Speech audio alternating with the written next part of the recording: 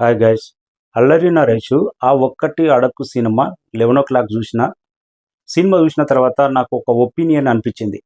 అల్లరి నరేష్ తోటి కామెడీ సినిమాలు తీయాలంటే మళ్ళా వాళ్ళ డాడీ వివివి సత్యనారాయణ దిగి రావాలేమో.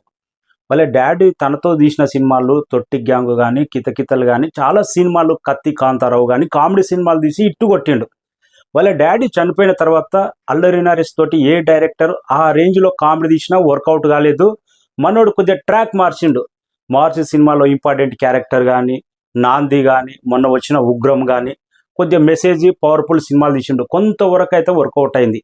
మళ్ళీ కామెడీ సినిమాలు తీద్దాం అనుకున్నాడేమో. వాళ్ళ డాడీ 32 సంవత్సరాల క్రితం రాజేంద్ర ప్రసాద్ కాంబినేషన్లో వచ్చిన వివివి రాజేంద్ర ప్రసాద్ కాంబినేషన్లో వచ్చిన ఆ ఒక్కటి అడుగు బ్లాక్ బస్టర్. ప్రతి షాట్ అనిపిస్తూనే ఉంటుంది. ఇప్పటికీ ఒక సూపర్ డూపర్ కామెడీ సినిమా లాగా అనిపిస్తుంది.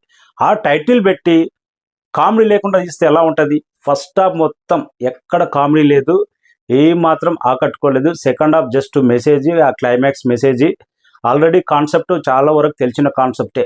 30 సంవత్సరాలు దాటినా కానీ పెళ్లి కాకపోతే ఆ అబ్బాయి పరిస్థితులు ఏంటి, తన తమ్ముడికైనా కానీ కొందరు పరిస్థితి వల్ల కాదు, కొందరికి తనకు ఎదురయ్యే ప్రశ్నలు కానీ ఇతరులతోటి ఆ ఇబ్బందులు ఏంటి, ఆ కాన్సెప్ట్ తీసుకొని ఆ ఒక్కటి అడగని కామెడీ లేకుండా తీస్తే ఎలా ఉంటుంది అలా అనిపించింది. నేను ఫుల్ ఎక్స్పెక్ట్ చేశా, ఫుల్ కామెడీ ఉంటుంది, ఏదో ఒక ట్రాక్ మీద సినిమా బాగుంటుంది అనుకున్నా. టోటలీ డిసప్పాయింట్ చేసింది సినిమా అయితే. అల్లరి నరేష్ లుక్ పరంగా చూసుకుంటే ఇంకా దాదాపు 20 years పైన అయిపోయింది ఇండస్ట్రీకి వచ్చి, యంగ్గా ఉన్నాడు. ఫరియా అబ్దుల్లా జస్ట్ ఓకే అనిపించింది, తన క్యారెక్టర్ గొప్పగా ఏం లేదు. వెన్నెల కిషోర్ అంటేనే కామెడీ ఎక్స్పెక్ట్ చేస్తాం, కానీ దీంట్లో కూడా తన కామెడీ కూడా ఏ మాత్రం ఆకట్టుకోలేదు.